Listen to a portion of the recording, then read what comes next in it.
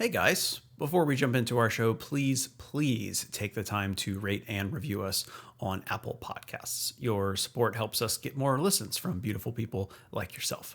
I promise to throw you a shout out if you do so. Also, this episode contains strong language, so maybe it's earmuff time for the kids. Okay, here we go. Hey folks, welcome to season 2 of the Film Nuts podcast. I'm your host, Taylor D. Adams. Did you miss me? We're kicking off our sophomore season with a bang, literally. The ensemble action movie Lucky Number Slevin fit into this mold of the 2000s, or as some say, the aughts, of quick-witted noir dramedy thrillers that were so abundant and entertaining at the time. Each had their own appeal, but for today's guest, this movie is one of his favorites. Hip-hop artist and producer theDeeepEnd sees himself in the snarky everyman main character played by Josh Hartnett and loves how this film tells stories within its main story. We talk about how the language of dialogue parallels to writing verses, how almost every major actor is in this movie, and we even go down a therapy rabbit hole that neither of us was really planning on. So, without any more hesitation, here's theDeeepEnd talking about Lucky Number Slevin on the Film Nuts podcast. Kansas City Shuffle.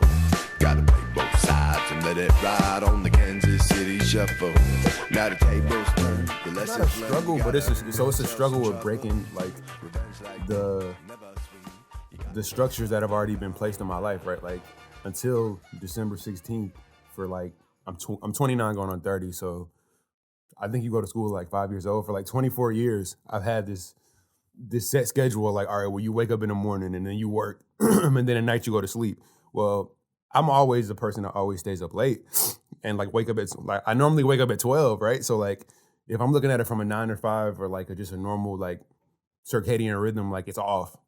And so like I had to realize, okay, well, look, if your body is telling you that you're a night owl, as long as you are productive at night, it's okay. Like it's one thing for me to be up till 3, 4, 5 watching anime or playing video games. But if I'm actually working and like studying and stuff like that, like it's just, I get my stuff done at a different time than other people. Mm-hmm. And I think that was something that I had to get used to because I had trained myself to wake up and go to work at 9 and then be on there from 9 to 6. And then it was like, as soon as I was free, my body was like, no, you're not waking up till 12. Mm-hmm.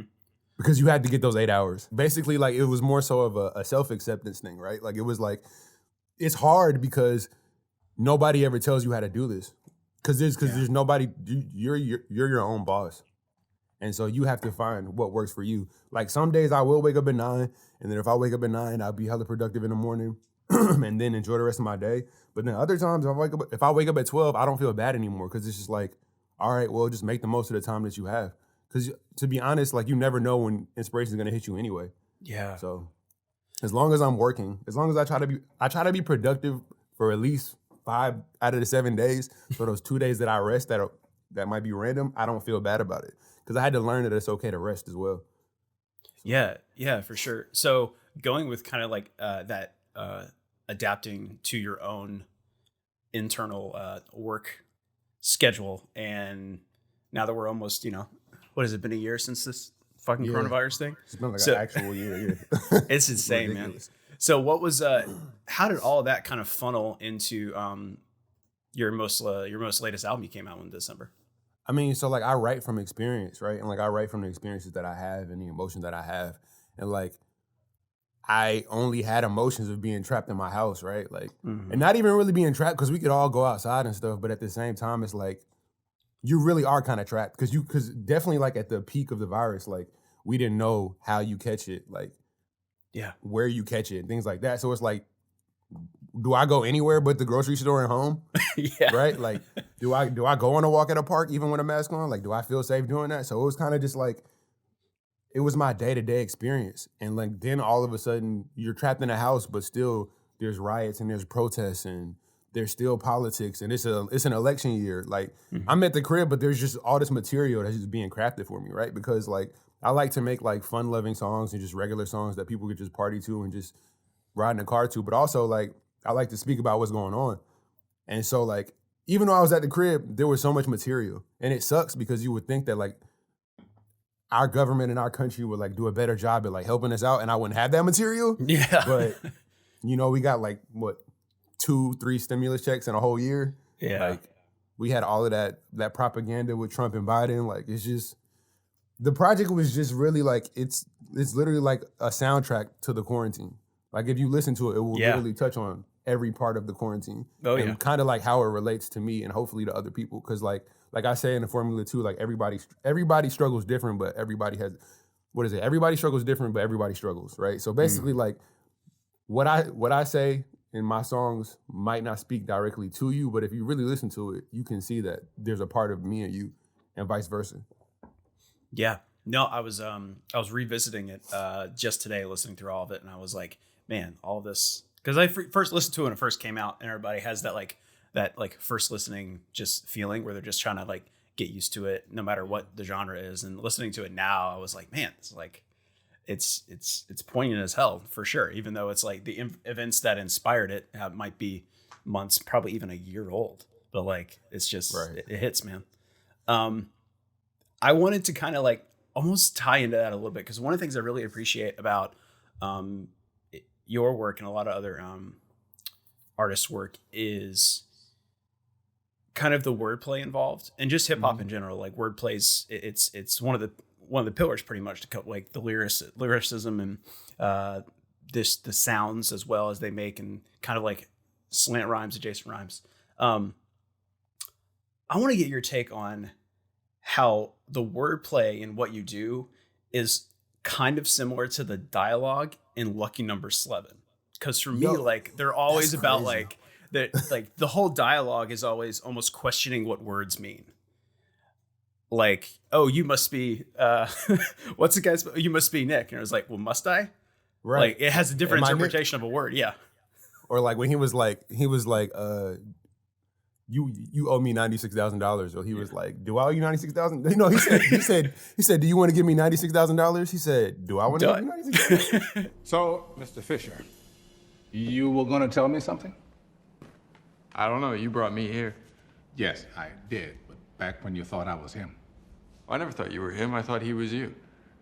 And I was trying to tell you that they picked up the wrong guy. Wrong guy for what? Whatever it is you want to see me about. Do you know what I want to see you about? No. Then how do you know I have the wrong guy? Because I'm not. Maybe I want to give you $96,000.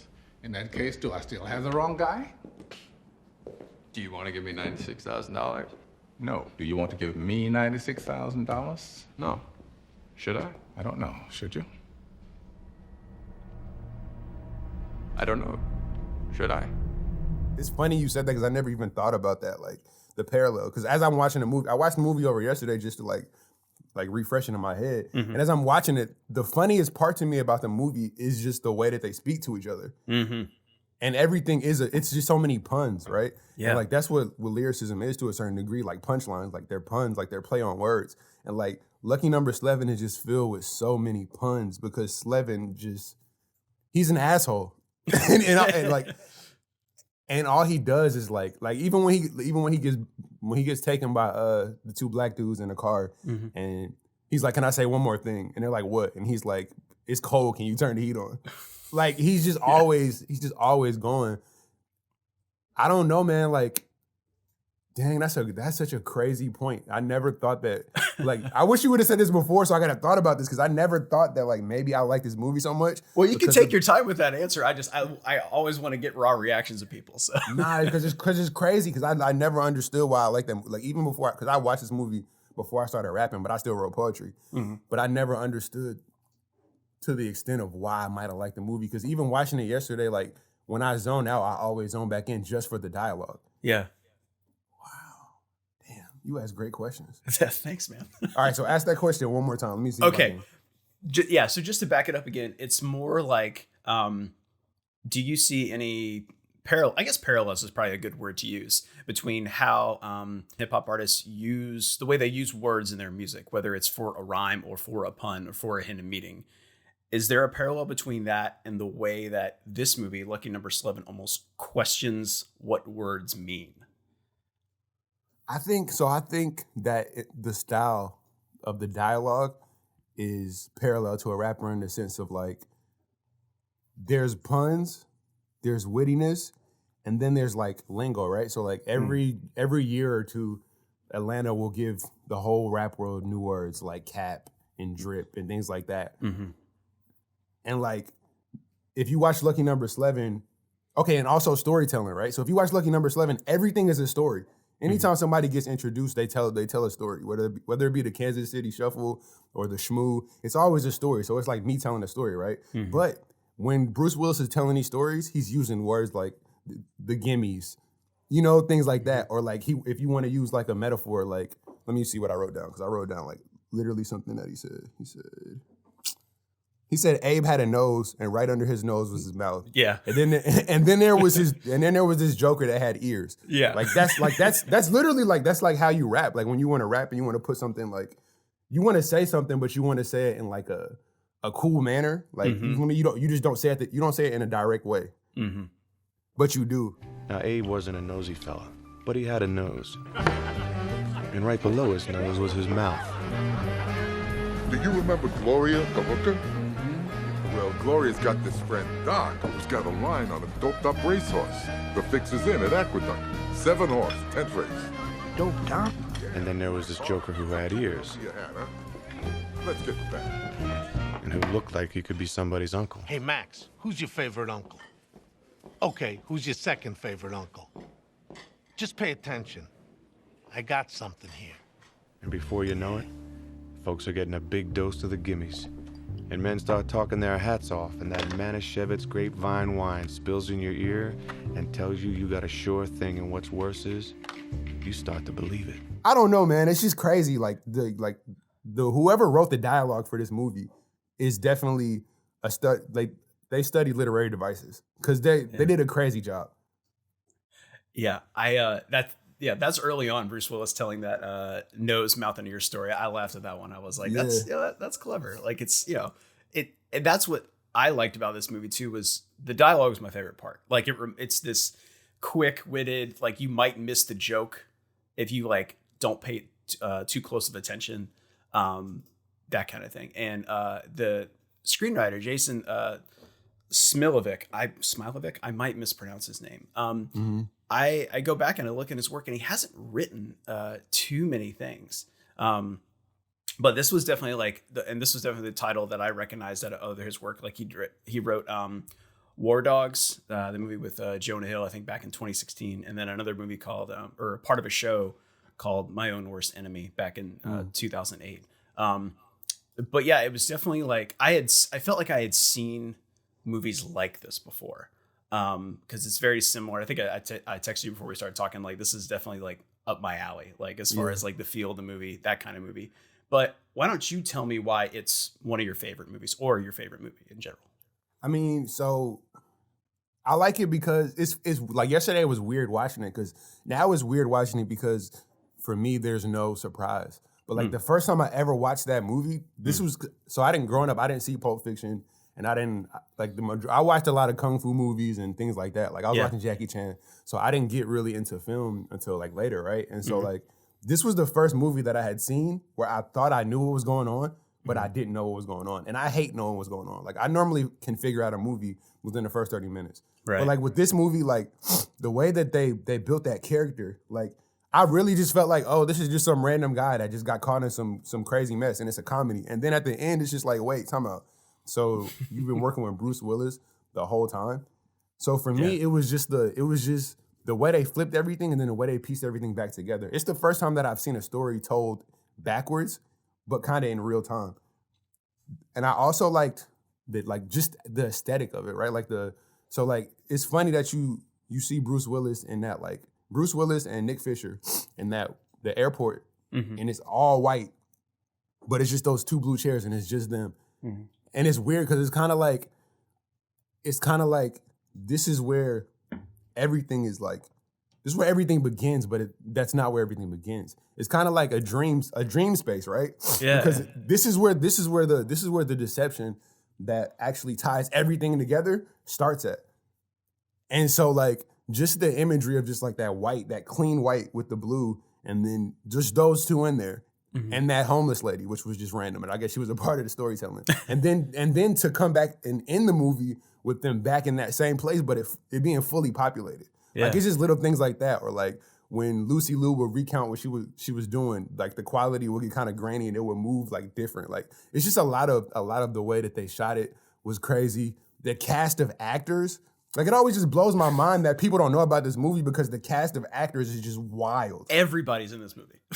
Everybody is in this movie, and it's like this, and also that was the first time I ever seen Josh Hartnett. I think. I mean, he might have been in I think he was in The Faculty, but that was like the first time I'd ever seen him like in like a lead role. Yeah, and like he just shined so like effortlessly in that movie, and they just like and also like the way that the characters just like their chemistry, it's crazy because like him and Lucy Liu like it's believable. Like immediately as soon as they meet, she's the detective girl that's trying to figure out everything. And they're both kind of the same person, but from different aspects. You said 3. What? You said bad things happen in 3s. You lost your job, your apartment building was condemned, Kelly was cheating on you, and you got mugged. That makes 4. Oh, when you're on a roll, you're on a roll. Interesting. Although I would add, not the ever so clever holdup man that one hears so much about. Well, you did break my nose. But overlooked your suitcase. Well, it's heavy. Maybe you thought it would make for a very speedy getaway. True, but then there's the matter of your watch. Pretty fancy. It's a fake. Oh, but he didn't know that. Maybe you didn't see it. Of course he saw it. He asked you for the time. You say this is your 3rd mugging? I travel a lot. Where's Nick? I don't know. He's supposed to meet me here. He never showed up. How'd you get in? Door was open. Door was open. Yeah. Open or unlocked? I don't remember. But you said open. Could have been. Hey, what was your name again? Lindsay. I live across the hall. Oh. I came over to borrow a cup of sugar. Where's your cup? I said I came over to borrow a cup of sugar. If I brought a cup, then I would have said I came over to borrow sugar. Touche. Oh, maybe that's Nick. It's right there. Hello? I just love the movie, like, because it's just great. Like, there's no other way to put it, bro. Like, it's just so many. It doesn't feel rushed. It doesn't feel too long. I like dry humor. I like asshole humor, like where it's like, okay, well, it's funny because we're being petty, like where we're going back and forth, right? Yeah. Like I like the Josh Hartnett's character too. It's funny because after you see it once, when you watch it again, you realize why he can act how he acts with all these people, right? Yeah. Like the way he's talking to Morgan Freeman and the rabbi is kind of crazy if you owe them $98,000 and your life is in their hands. But at the same time, this whole time, him being bad dog and Bruce Willis being good cat, they had everybody in the palm of their hands the whole time. Yeah. When you mentioned The Faculty, that took me back. Man, that was my movie. I know, right? Like I never got a chance to see it in the theater, but I felt like it was the censored version was always on USA like every weekend. And so whenever it was on, I'd be like, all right, sit watch this. That was like one of my favorite horror movies coming up. That was one of my blockbusters. When I went, back in the day, you got Hollywood and Blockbuster. That was one of the Blockbuster rentals. Had to get that. That's a good one. So you kind of talked a little bit about what it was like kind of the first time you watched this movie. So talk to me about like the event around watching this movie for the first time. Like, where were you? Who were you with? What do you remember about it? Man, so it's funny, right? Because if you've been on Twitter in these past couple of days, one of the running jokes has been about burning CDs. And like how old we are now because people don't know what burning CDs is. I know, dude. And so so Lucky Number Slevin, I only saw that movie because it was at a time where me and my homeboy, it was our sophomore year at high school, and we were trying to be entrepreneurs, but kind of being thieves. We were down. I see where this is going. Yeah. we knew we knew a site where we could actually download full movies. Yeah. So we used to sell. I never sold the movies because it was just too much work. I sold blank CDs, so if I got to get arrested for that, it is what it is. I mean, but I never sold movies because it was just too much work. But my homeboy put me on a site, so I used to download them. And I don't know why, but I was like, Lucky Number Slevin. Like the name just sounded crazy. And then I saw the cast, and I feel like for some reason I thought it was Smoking Aces because I feel like Smoking Aces came in around the same time. Yeah. And I was like, so I think something in me was like, well, I've seen this trailer. Maybe I'll check it out. And as soon as I turned it on, I was just like, wow, this was an accident, but it was perfect. Yeah, I after I finished watching this movie, Apple recommended me to watch Smoking Aces, and I was like, That's that crazy. makes sense. I was like, that makes sense. And all the recommended ones, it recommended Boondock Saints. I was like, yeah, sounded the same vibe. I had a Lock, Stock, and Two Smoking Barrels. I was like, yep, I get that from this movie as well. So is it different watching it now that you know the twists are coming, and how so?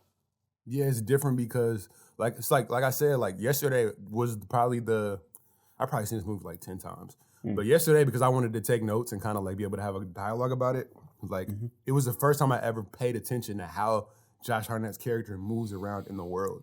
Like, and when I watched it the first time, he really just seems like some innocent guy. But then after knowing that, I don't want to spoil it for anybody who I probably already have at this point. But this is it is what it is. Spoiler podcast, yeah. Right. If you click on this, you gotta watch the movie to get the spoilers. So after knowing that him and like Good Cat are like they're the kingpins in this situation, like it allowed me to see like I said, like when he talks to these people, he's talking to them from a space of fuck you, right? But also I know that you think that okay. So look, I wanted to save this for later, but it plays into it, right? Yeah. So the great thing about this movie is it all ties into that first story that Bruce Willis told about Max's dad, which is Slevin. He died because he bet on a sure thing. So this movie is all about the concept of a sure thing that doesn't actually exist. And so it plays out with the initial story of Max's dad and mom getting killed because they bet on lucky number 11, which was the horse that was a sure thing that wasn't, right? Well, Max is the dad. No, Max is Henry's the Max, kid. No, Max is the kid. Really? Max is the kid. Max is the kid. Okay. So, I mean, well, look, fuck it. One of us is right. So we'll just call him Slevin. I think I'm right, but you could be right too, because who knows? Okay. So Slevin as a kid, his family gets killed, right? Yeah. Because they bet on a sure thing. Then, to get everything, to get all the events to start, the first domino is when they shoot Morgan Freeman's son. Right. So then once Morgan Freeman's son dies, Morgan Freeman calls in a sure thing. What's the sure thing? Good Cat. Because Good Cat is the craziest assassin. So he thinks he has a sure thing. Then you find out the rabbi thinks he has a sure thing. So everybody's betting on a sure thing. Josh Hartnett comes in and he fucks all of that up. Yeah. And literally he plays into all of their egos. But at the same time, I don't understand why they didn't feel like anything was up. Like, they just thought he was a smart kid. Like, he plays Morgan Freeman in chess. He kind of probably lets him win at chess. Oh, yeah. Morgan Freeman's like, I always win. Everybody lets me win. Like, obviously. That's where I was like, I started thinking about it from that point of view, from that scene. Like, once Slevin sat down to play chess, I was like, he's going to be good, but he's going to let him win. And I was like, at that moment, I thought something was up. Like, that was the moment for me that I started to kind of like think about, or I started to look for the holes, I started like, where are the connections, You got 3 days.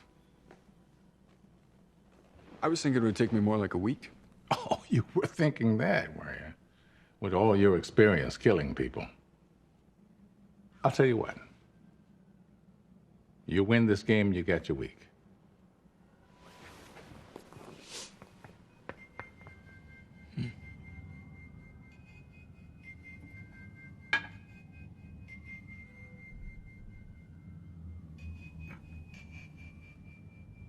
So, what's the plan with Itzhak?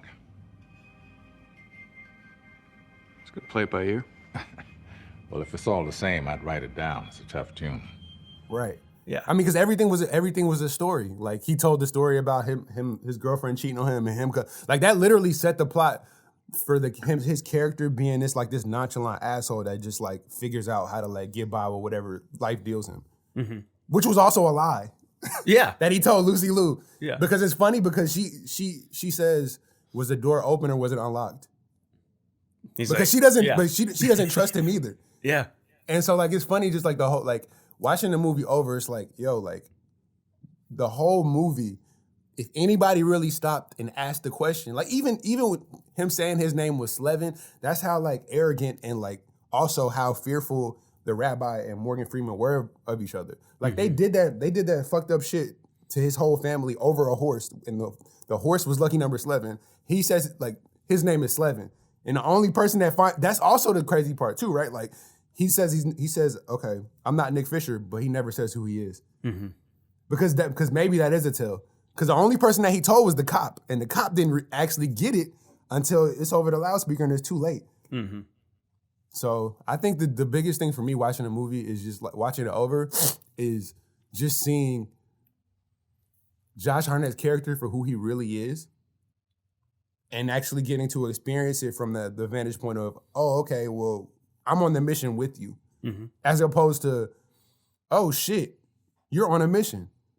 Yeah. So what is it about Slevin that you're such a fan of, I guess?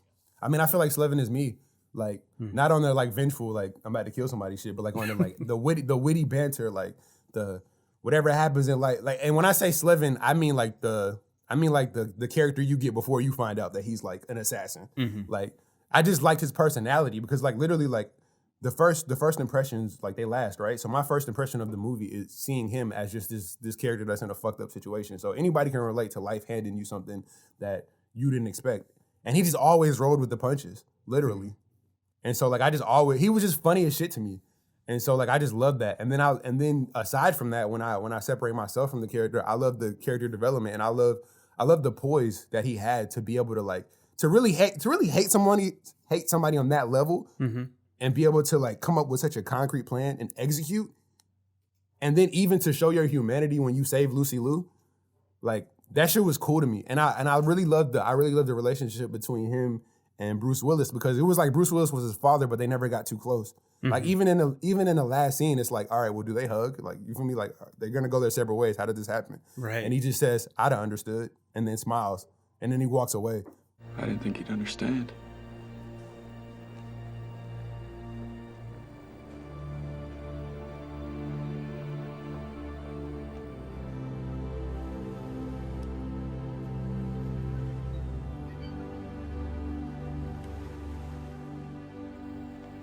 I understood.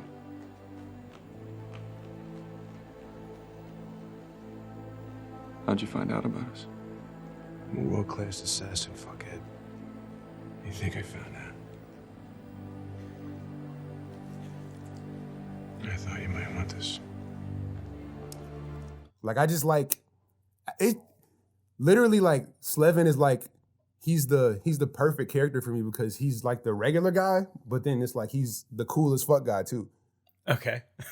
Was there anybody? I mean, before you got to witness this character of Slevin, the likable parts anyway, was there anyone else that you kind of saw yourself in, as far as maybe on screen? In that movie? No, just in general, like in any movie or show. Yeah. Damn, that's crazy. I mean, you know, funny thing is, back in the day, me and my cousin, whenever we watched anything, we would always assign ourselves a character. Like, we watched Dragon Ball Z. He would be Goku, I'd be Vegeta. We watch Powerpuff Girls. I don't know why this guy would be Blossom, but I would be damn, what's her name? Blossom Buttercup. I can't believe I'm forgetting the other shorty's name. Blossom Buttercup. Oh yeah, nah, it's Buttercup. Buttercup's the green one, because Bubbles, I don't fuck with Bubbles. She's funny, but I don't really fuck with Bubbles. So I was Buttercup.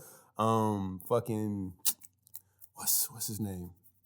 He was Tommy, I was Chucky. Like, we've always assigned ourselves to characters. I don't think that I've actually like seen qualities of myself in a character until like Slevin, but like really until anime. Like, I don't know if you ever talk about anime on here, but if you ever watch Naruto, there's a character named Itachi. Okay. But like the way that Itachi, like, he has to do certain things that people won't understand until later for the greater good. Like, I could resonate with that, because sometimes it's like, let's just say on a relationship basis, right? Like, sometimes you have to leave a situation for the better of both sides, right? And people and both sides want, and this can be a business, this can be love, this can be just friends. Like, sometimes you have to take time apart so that both sides can grow. Yeah. And like Itachi, he just literally speaks to that for me. So like Itachi from Naruto would probably be like the one character where it's like, dang, like I really see myself in that guy. Interesting. We haven't talked about anime on here. I feel like we should though, but it's never up to me. Hey, call me up, man. Whenever you do anime, call me up again, because I watch hella anime. That's what I say. It's never up to me. It's always about who I want on, and who wants to be on, and what they want to talk about. So in that sense, like, I think what I'm really driving at here is in the sense of you admiring these types of characters and the fact that you are a hip hop artist and rapper. Do you think this movie in some sense has inspired anything that you've created? That's a great question. Damn. Wow. I've never been able to fit Lucky Number Slevin in a bar. I can tell you that much. I think I've tried before. Wow. I mean, I feel like it has. I mean, with whatever you consume that you really like, it affects your personality. It affects what you create. Mm-hmm. I think if anything, like watching that movie really helped me probably as a storyteller because it helped me to see things from different perspectives. Because there's so many stories in that movie, and they're told from different spaces, right? Like there's flashbacks of like 1975, and then there's flashbacks of yesterday. Mm-hmm. You know, so there's just so many different ways that they tell stories. I would definitely say like the wittiness, right? Like the way that they speak to each other. Like they say some serious shit, but it's funny as fuck. Mm-hmm. And I try to do that when I write, right? Like I try to take away the heaviness of heavy situations at times. Yeah. Because like nobody wants to, like, of course, hip hop, I know at some point it was about like spreading a message, right? Like, but at the same time, like we live in 2021, like everybody doesn't want their hip hop to be overly conscious, right? So like if I want to give you a heavy topic, at the same time, I want to take away the gravity of it at some point. Like, so when you listen to it, like it doesn't feel like I'm being bombarded by the shit that afflicts me every day. And so like, I really feel like that's what this movie does a good, like this, I think that's why I like Slevin, right? Too, okay? Because I feel like me and him are parallel in the sense of a lot of bullshit has happened to us, but we find a way to like make it funny. Even though we have to deal with it, we find a way to like bring light to the situation. When did that start for you as far as kind of making light of the serious things? Was that something in the past decade or something early on in childhood or what? I mean, it probably was childhood. To be honest, I don't even, damn, that's crazy. It probably, now this is turned into a therapy session, but it probably was. Honestly, that's what half the shit turns into is I just want to know why people watch what they watch, you know? Nah, facts. But it probably was childhood, but like, I could pinpoint when I know for a fact I started just taking like light, taking dark shit and making it light. So my mom died when I was 16. So like, literally like I saw this movie and then like a couple months later she passed or whatever. And like, shit, maybe Slevin was already in my spirit, like just from watching that movie. But like after that, just so like, I don't know, like for my mom to die my junior year of high school, and then me having junior year supposedly is like one of the most important years for like college and shit like that. Yeah. And so like for her to die randomly, for her to die my junior year of high school, and then me to have to get through that and then get through my senior year, like I really actually turned into Slevin because so like before, like I literally, and I think this is why when you talk, this is therapy, when you talk it out, you start to see the parallels. Yeah. This is why I just literally said you have the regular everyday Slevin, and then you have the coolest fuck Slevin. The coolest fuck Slevin is perceived as cool as fuck because he's an asshole, and in America, being an asshole is cool. It is what it is. Yeah. It's not cool. It's not cool in the sense of like, really asshole characteristics are only good in the sense of like, if you look at it in an idea of like not caring what people think, but if you're gonna be an asshole and it's gonna like, you're gonna be rude to people and take advantage of people and shit like that, like that's not cool. But like I embodied the characteristics of just like not caring what anybody thinks. And like when my mom died, I realized like a lot of shit isn't as serious as you think, because like things happen all the time. Like you might get your hard drive stolen, your motherfucking phone might break. But like when you lose a person, like you don't get them back. There is no replacement. Yeah. And so like a lot of shit that just was serious to people just wasn't serious to me, and everything became jokes. Like if somebody didn't like what I had on, I don't give a fuck. I got this at Walmart for $5. I'm buying another one tomorrow with this McDonald's money. You feel me? Like everything just became a joke. So like anytime somebody, like anybody that might have thought that they could bully me or like little bro me, if you talking crazy to me, I've lost my mom. I don't care anymore. I'm talking the same way to you. Like, you feel me? Like win or lose, I don't even care. Like I'm not even really trying to fight you, but I'm just at the point where like certain things don't matter. And I really feel like that's the spirit that like Slevin had. Like my purpose in life is to like try to help people, like not avoid pain, because you can't avoid pain, but like to process it, right? And to turn like darkness into light. And I feel like Slevin's purpose was to kill them motherfuckers. While we have two different purposes, to get to our purpose, we have to have the same kind of mentality where it's like, all right, well, fuck what anybody thinks. Like, I gotta do this. And you just gotta know what's important, right? And anybody can probably put this to use in whatever their purpose is, right? Like, if you want to draw pictures, bro, like just draw your fucking pictures. If you want to be the best barista at Starbucks, be the best barista. If somebody didn't like the flavor of that coffee, make another one. Don't be like crushed. You know what I'm saying? Like, just don't care. Just focus and control what you can control. I think Lucky Number Slevin, if you look at the way that they attacked that whole scheme, they literally controlled everything they can control, and that's all you can do. Damn, man. So I'm sorry to hear about your mom. I didn't know about that. But I appreciate you talking about it for sure. Especially on a podcast about movies. Right. Seems kind of hey, trivial. man, this is everywhere, bro. No, that's for sure. And that's one of the reasons why I just like talking to people about this stuff, because there's always a deeper reason behind why we'd like something than, oh, it was cool. Like shit was dope, you know?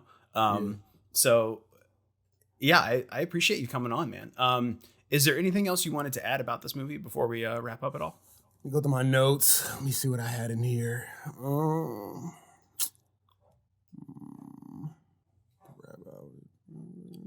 No, I don't think so. Oh, well, yeah. I think it's funny as fuck when they go to that ending flashback and they show Bruce Willis with hair. That shit is just crazy. That shit is just crazy. You know the hair he has in 2006 is like fake anyway too. So I mean, like, yeah. It's like, let's give him more hair and a mustache. Right. Like at this point, I'm just like, bro, just go bald. That was one thing I was looking at. I was like, is this supposed to take place in 2006? Because that's when it came out, and I'm like, they got to do something else to put take more than 30 years off of Bruce Willis. Nah, facts. And Stanley Tucci looks the exact same. Like he looks the exact same. Yeah, so he did. Yeah, that shit's just that. But I just felt like that shit, putting that hairpiece on that man was just funny as fuck to me. Yeah, because he's supposed to be serious, and then you zoom out and I see his hair, and I'm like, all right, Bruce. They try to go as 70s they could with it. Oh, one thing I actually wanted to say when you were talking about aesthetic and you started talking about the opening and ending scenes, about the vacancy of the rooms and stuff like that. Can we talk about the wallpaper in this movie for a second? Like every single hallway room has the most outrageous wallpaper I've ever seen in any movie.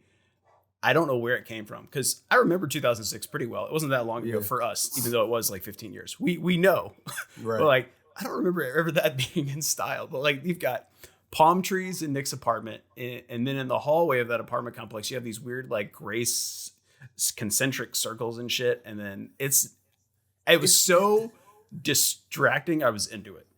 Facts, because it's like the way it's designed makes you feel like it's in this alternate reality.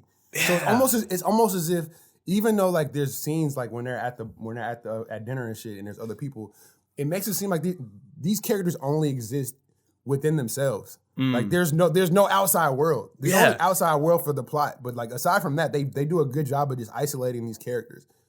That's why, and one thing that was weird as fuck to me, because like you said, is this set in 2006 or not? Is in 2006, I'm pretty sure they had cameras everywhere. So Bruce Willis just walking around breaking people's necks. like when he broke Nick's neck, he hit him with the Kansas City Shuffle and then just walked out. Yeah. Or when he was at the coroner's office and he shot Lucy Liu, I'm just like, bro, like, I mean, I know you're a top-notch assassin, bro, but come on. Yeah.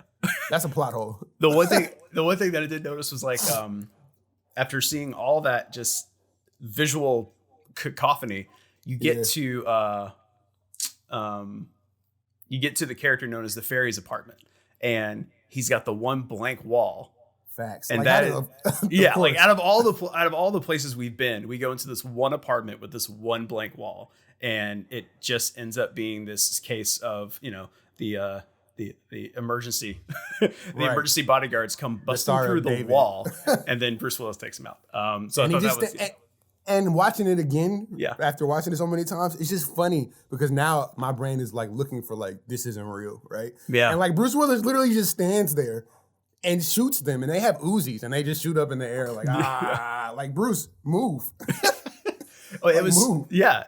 But that whole thing of like, this movie calls attention to visual things so much, like the watches and the wallpaper. Those are the two things I noticed. Is just always looking at watches, and then the one wall that was blank. Like you pay attention to it because all the walls you've seen so far have been crazy. Yeah, exactly. So that was just wild to me to feature that stuff.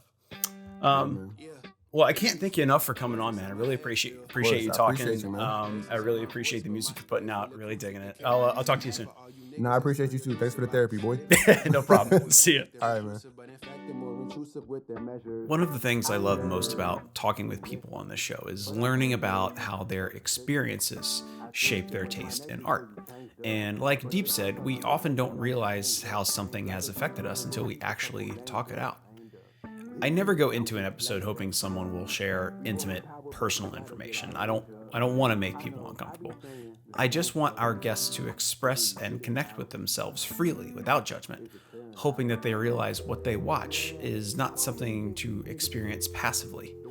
Movies and TV shows do have the power to affect us, and if interpreted properly, for the better.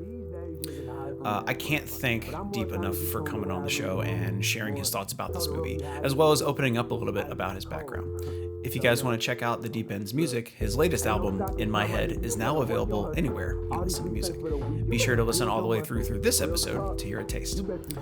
Thank you guys so much for listening. If you liked what you heard, please leave us a review and rating on Apple Podcasts, and don't forget to subscribe on whatever platform you're listening to. If you want to get in touch with us, hit us up on Twitter at FilmNutsPodcast or email hello@filmnutspodcast.com. Okay, that's it for today. Until next time, nothing is ever a sure thing. As if I'm Lucia, I'd engage with any loser, get out my way, the mission's crucial. Leave you where you lying, I'm defiant and I'm truthful. Leaning like a lion off a double cup of woe. I am just a giant from the 704. Hey look, no one man should have all this. No other skin color could bear this hate. God made me chocolate and it feels so great. She brown as Hershey and her hair smells divine. Like Ava, that's a whole different time. I kick porn like a martial artist. This is hard work and commitment, I'm honest. Hey, fuck the nonsense. Yeah, fuck it all. Watch it fall, build it up again. The paces that'll crawl, the people up in arms, but I'm just sitting back, laughing, I'm in awe. Yeah, fuck it all. Watch it fall. I'm cold as fuck, but my heart will probably thaw. Yeah, when the ceiling hits the wall. This the best feeling ever, hope you like that. I've been stuck inside my head, nigga, it's like that. Yeah, hey. This the best shit in the world, I hope you like that. I've been stuck inside my head, nigga, it's like that. If I write you, would you write back? This the best feeling ever, hope you like that. I've been stuck inside my head, nigga, it's like that, yeah. This the best shit in the world, I hope you like that. I've been stuck inside my head, nigga, it's like that. If I write you, would you write back?